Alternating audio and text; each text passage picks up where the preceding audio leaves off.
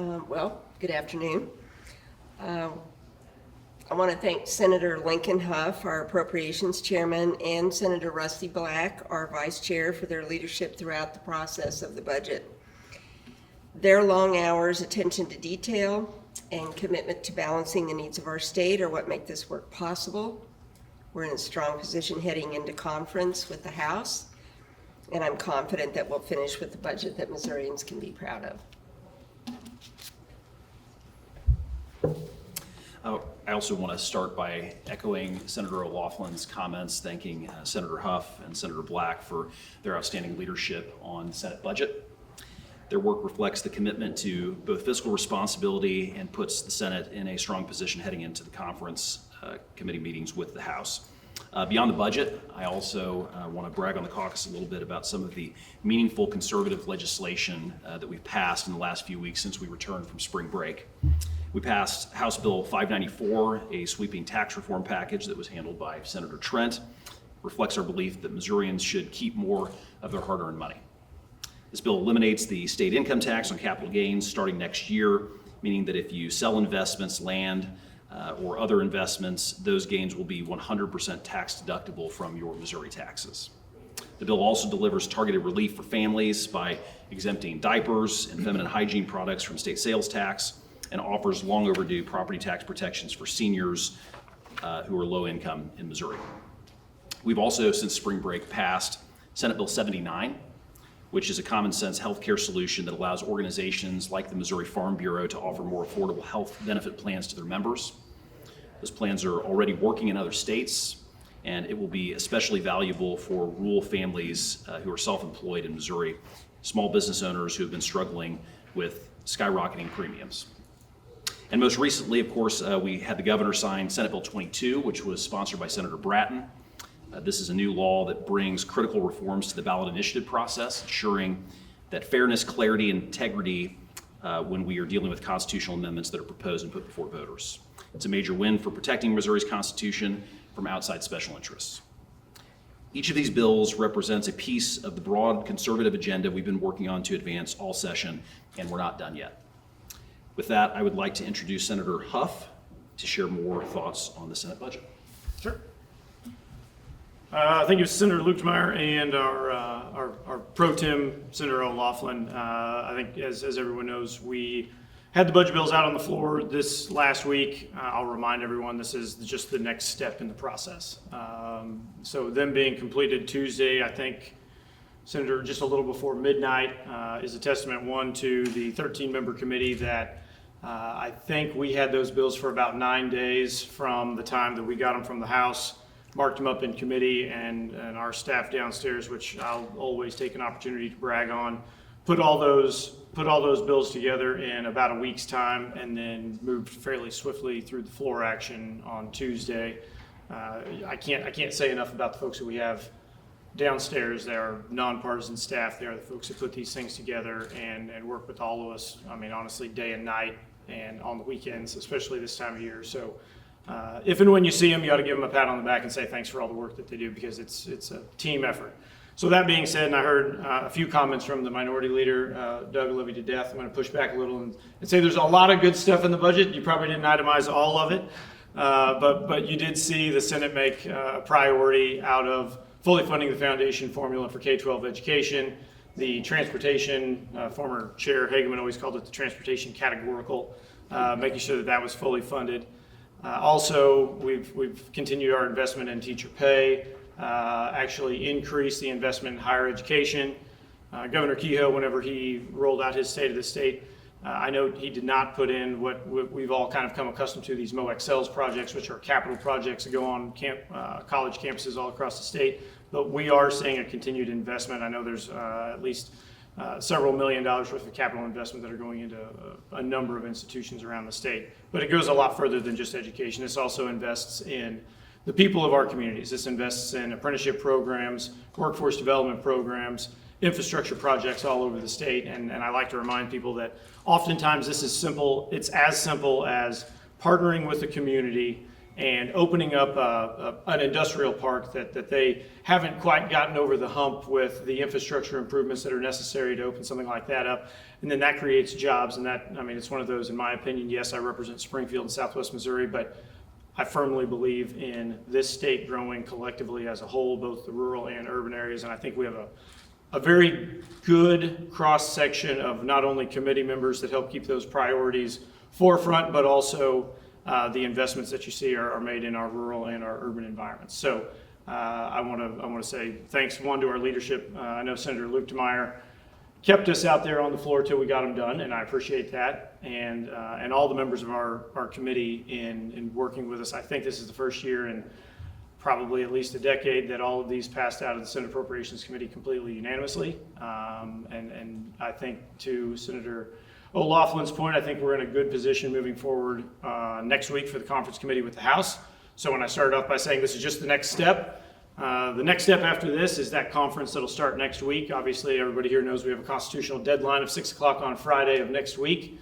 And I am very confident that we're in a good position to get this done and make sure the funding is there to continue making the investments that we're, I think, prioritizing in the state. So with that, I'll open it up for some questions. Do you think that the Most Scholars money, the 50 million, is going to be a major pressure point, and then also the school funding formula, the 300 you added? Well, and, I mean, I'll be honest, and I'll start with the second part of your question. I have said publicly multiple times that when we pass legislation, and I think you saw yesterday, if you were paying attention, what we did on the floor associated with another ed reform bill, if we're going to pass legislation and we know it has a cost associated with it, I want to make sure that we're paying the bill when it comes due. So that's why you saw a $297 million investment over what the governor and the House recommended in the K-12 Foundation formula, because that makes that funding, in my opinion, and as far as the folks we're working with over at DESE, that fully funds that formula. The second part of that question is, it's a simple answer for me. When we pass a budget on the Senate floor, I want to keep and hold as many of those Senate positions as we can. I'm sure there will be discussion about a number of things, and that included. But my job, and I think the committee's job, and we just read in conferees for those conference committees out here a few minutes ago, our job is to work with our counterparts in the House, but also, in my opinion, hold as many of those Senate lines as we can. Did you get any pushback from the governor or anyone in your own caucus when you made the decision or before you made So the it's a collective decision. I love that I get a lot of credit and a lot of blame at the same time, but let's remember that these are collective decisions made by a committee of 13 members. And I've talked to a lot of our members. I've talked to, folks in the House and folks in the Senate. I've not talked yet to the administration. I've not talked to Governor Kehoe's office. Talked to him about a lot of other things, but specifically not this. about that? We're talking about the Most Scholars. Yeah. You talked to them about Correct. that. Kehoe wanted 1% raises for up to 10% for 20 years of service. The House cut that back to 10. Does the Senate restore that? We went back. Yeah, we went back with the governor's plan. He called it a retention plan. You're correct in 1% per every 2 years of service with the state, so maxed out at 10%. So if you've been working at the state for 20 years, you can get up to a 10% pay raise. Yes. And then I have a question from Jason Rosenbaum. You want to call in? Yeah, I have a call-in. Call-in question. Which basically he asked, why did you decide to put the Office of Child Advocate in the DSS budget? Some child welfare advocates have raised alarm about this, and state statute says it needs to be under OA's purview, and that it may not function as an independent ombudsman if they're overseen by the agency which they're finding deficiencies with.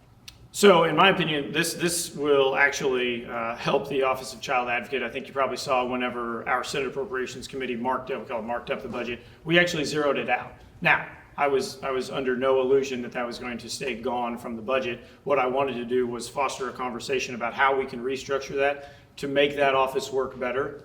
We know that there's been some failures, quite frankly, within a number of those areas, and I think this will, and I've talked with the director, Jess Bax, and I think she's confident that moving at least a portion of that, I think we're going to end up moving 3 FTE under her, I'm going to call it umbrella, so there will be some more direct oversight for that child advocate. What do you make of Senator Nicole and Lieutenant Governor Wasserman's comments on the budget process of an unsatisfaction of how it went? So in my opinion, we run as open and transparent budget process as there is in this business, okay? The Senate Appropriations Committee, and I won't speak obviously for the House, but the Senate Appropriations Committee meets almost, Tony's probably better at telling me exactly, but almost from the first day that we have the opportunity. I've got a 13-member, I mean, let's remember, there's 34 members of the Senate and 13 of them serve on the Appropriations Committee. We go through every department's budget line by line. We go through requests from not just specific senators, but also representatives and stakeholders and advocacy groups all over the state in a very open way. My office is always open, almost probably too open if you want to ask the staff in the front part of it. But we do a completely open and transparent way. The Lieutenant Governor had an opportunity, as all statewide office holders have, to come in and present his budget when we worked through House Bill 12 and the statewide office holders budget, which he did. I've visited with Senator Nicola on a number of times on a number of specific items that I will more than gladly remind him are actually in the budget now per his request. So in my opinion, I think it probably worked pretty well for him. Senator O'Loughlin, question. On Prop A, are you gonna wait for the budget to get done before trying to Can we take get that? Prop A? Trying to get Prop A going, some kind of compromise?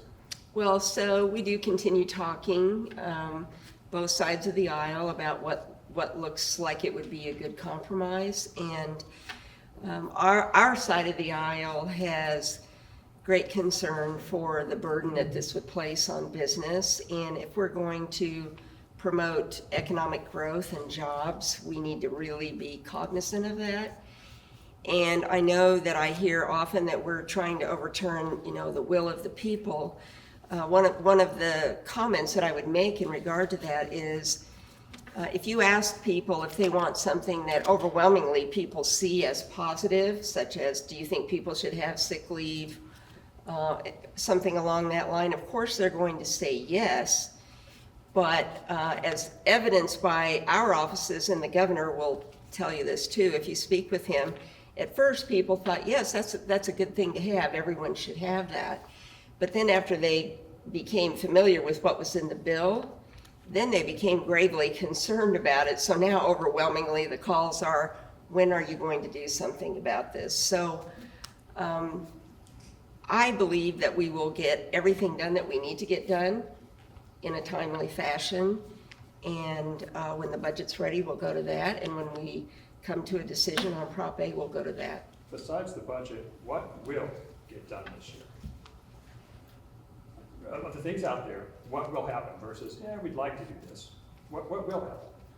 Well, we need to have a decision on Prop A, and we also have the HJR about life. Those are the two big things that are still coming. So in the last 2 weeks of the session, the two things that have caused a lot of controversy in this building are the two things you're saying you will get done. I am saying that. That's our goal. We support life, we support moms, we support businesses, we support economic growth, we support jobs, we support all of those things. And I would say probably that our Democrat counterparts, they also support that. Oftentimes about 90% of what we talk about, we both want a good result. It's just how do we get there? And, that's where compromise comes in. You didn't say anything about tax cuts. Is that still a goal? We did a tax cut. Yeah. Well, the House messes with it, or Well, it's still sitting over in the as House. things go. It's still sitting over in the House. Can you update us on the negotiations regarding the Chiefs and the Royals? I know we're all Cardinals fans here. But with the Jackson County assessor thing now heading to the ballot box, is that making it easier for those negotiations to go forward? I think there's no question that in Jackson County, they have seen some incredible policies come forward and some incredible tax increases that have been a burden for the people there. As regards the Royals and the Chiefs, we continue to have discussions with them, and we are determined that if we can find some common ground there, we do have common ground, that whatever the result is, it will be a net positive for the people of Missouri, and I feel confident that we will find that. Senator Trent, You sponsored the open enrollment bill that was discussed this week. Do you believe that Senator Huff amendment that got on by a squeaker, do you think that complicates it going forward as far as getting it through the House again? I mean, there's a lot of complications on that bill that still have to be worked through. I don't think the issue is completely over yet. I think there's still potentially a path forward, but I think several things are going to have to be addressed before we can get to that point. Is there time for one more question? I was just gonna follow Gotcha. on what the several things are, and, you know, just what you think needs to get done to make the bill viable. Well, yeah, so I think that in any of these kind of negotiations, each piece is interconnected with the other pieces. And so I hesitate to get into the specifics of the negotiations. But I think there's, you know, like I said, 2 or 3 big issues, any one of which gets addressed could potentially shake it loose. Thank you, guys. Kason, did you have one? Just go ahead. You almost had it out of your mouth, so I'll let you ask it. You mentioned Senate Bill 22. I just want to ask you briefly, as an attorney, like what is the belief behind that? Is the idea that judges have become too political, or are you trying to push back against Look, that? you know, my belief is this, and you know the way this works. Whenever we pass an HJR or an SJR out of the chamber, the legislature usually takes the first stab at writing the ballot language, what voters are actually going to see when they go into the ballot box. I think it's appropriate for the people's elected representatives to have that opportunity. And if a court finds fault with the language that we pass, I think it makes sense to then have the people's representative who oversees elections, which is the Secretary of State, and then also involvement from the Attorney General, having those statewide elected officials try to redraft the language. And that's really all Senate Bill 22 does. It doesn't completely take away the power of the courts to rewrite ballot language. It just says if the court finds fault initially with the legislature's language, that we have other representatives of the people that have an opportunity to then weigh in and try to correct those mistakes that the courts identified. And the preliminary injunction language, was Andrew Bailey's office involved in crafting that, or? You know, that would be a question for Senator Bratton that you would have to ask him. A lot of those negotiations were going on behind the scenes. I know that Senator Beck was involved in the negotiations on Senate Bill 22 with Senator Bratton, and so I just don't have that information. Okay, perfect.